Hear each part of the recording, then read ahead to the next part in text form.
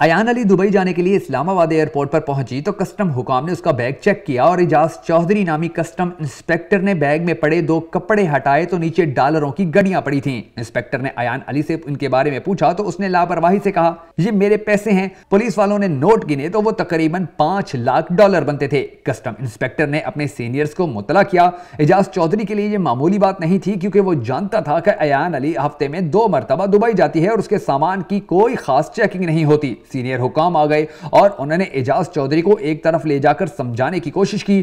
اعجاز چودھری اتنی دیر میں اور کئی جگہ پر کانٹیکٹ کر چکے تھے اور کئی اداروں کو وہ اس حوالے سے بتا بھی چکے تھے اور کئی اداروں کو وہ بتانا بھی چاہتے تھے کہ انہوں نے کتنا بڑا کیس پکڑا ہے اور اس کیس کے ذریعے وہ کتنی بڑی بڑی گتھیاں سلجھا سکتے ہیں۔ لیکن اسی دوران ہی کہ جب وہ ان کو سمجھا رہے تھے تو اور بھی کئی فون آنا شروع ہو گئے اور اعجاز چودھری کو بہت سی پریشانیوں کا سامنا کرنے کے حوالے سے دھمکیاں ملنے لگی۔ اعجاز چودھری صوفے پر بیٹھی ایان علی کو دیکھتے رہے کہ اسی دوران کسٹم ہی کے کسی فرد نے میڈیا کو خبر دی اور چند گھنٹوں میں پورے میڈیا میں خبر پھیل گئی کہ مشہور ماڈل ایان علی $5 لاکھ سمگل کرتے ہوئے پکڑی گئی اور پکڑنے والا کسٹم انسپیکٹر اعجاز چودھری ہے۔ بات چونکہ اب پھیل چکی تھی لہٰذا کسٹم حکام کو بھی مجبور ہو کر سٹینڈ لینا پڑا۔ انہوں نے ایان علی کی سفری دستاویز اور ڈیٹا کی انکوائری کی تو صرف 1 سال میں ایان علی 43 مرتبہ دبئی کا سفر کر چکی تھی۔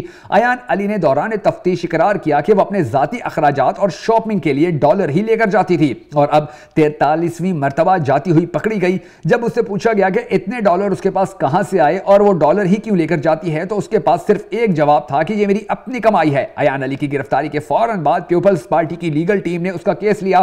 سردار لطیف کھوسا اس کا وکیل بنا، پھر وکلا کا پینل بنایا گیا اور انہی وکیلوں میں آج تحریک انصاف کے لیے ہیرو کا درجہ رکھنے والے اعتزاز احسن بھی شامل تھے۔ انہوں نے ایان علی کے کیس کی پوری پیروی کی۔ شریف خاندان کے میڈیا سیل اور زرداری مخالف صحافیوں اور تحریک انصاف کے کارکنان نے سوشل میڈیا کے اوپر اس مسئلے کو بہت زیادہ جوڑا اور شور اٹھا۔ پیپلز پارٹی کے لیڈروں سے سوال و جواب ہونے لگے تو وہ ٹاک شوز میں بالکل باولے ہو جاتے۔ شرمیلا فاروقی سے لے کر شہلا رضا تک اور مصطفیٰ کھوکھر سے لے کر سعید غنی تک نے مریم صفدر اور کلثوم نواز کے ٹی وی پر بیٹھ کر کپڑے تک اتار دیے۔ دوسری طرف تحریک انصاف کے کارکن سوشل میڈیا پر چھائے رہے۔ آج بھی پیپلز پارٹی کے وزیروں اور مشیروں سے ایان علی کا پوچھا جائے تو انہیں دورے پڑ جاتے ہیں۔ بہرحال ایان علی کی گرفتاری سے اس ریاست اور اس کے اداروں کا اصل امتحان شروع ہوا۔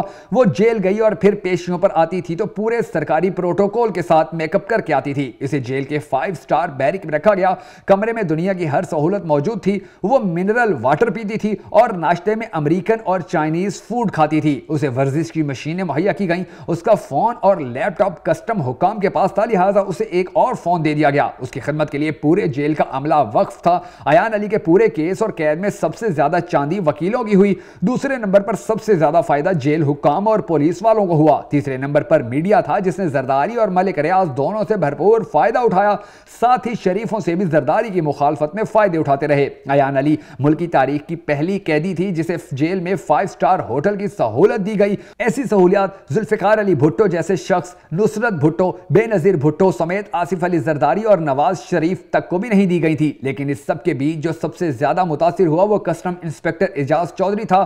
اس کے افسران اسے ملامت کرتے، اس کے کولیگز اسے نفرت بھری نظروں سے دیکھتے۔ دوران جرا ایان علی کے وکیل اسے گالیاں اور جھڑکیاں دیتے، عدالت کے احاطے میں اسے دھمکیاں دیتے۔ اسے نامعلوم نمبروں سے کالیں آتی لیکن وہ اپنی جگہ ڈٹا رہا۔ اسے ہر قسم کا لالچ دیا گیا لیکن وہ کیس سے 1 انچ بھی پیچھے نہیں ہٹا۔ اس کی ترقی روک دی گئی اور بجائے اس کے کہ اسے انعام دیا جاتا اسے پابند کیا گیا کہ جب تک کیس کا فیصلہ نہیں ہوتا وہ کسٹم کاؤنٹر پر خدمات نہیں دے گا۔ پھر وہ دن بھی آیا کہ جب اس کو اس کے گھر کے سامنے 2 موٹر سائیکل سواروں نے قتل کر دیا اور اس کی زندگی چھین لی۔ چند دن میڈیا پر ہاہاکار ہوئی، پھر تھانہ وارث خان پولیس نے اس کی شہادت کو ڈکیتی کی واردات قرار دے کر فائل بند کر دی اور ایان علی آج بھی مزے سے زندگی گزار رہی ہے۔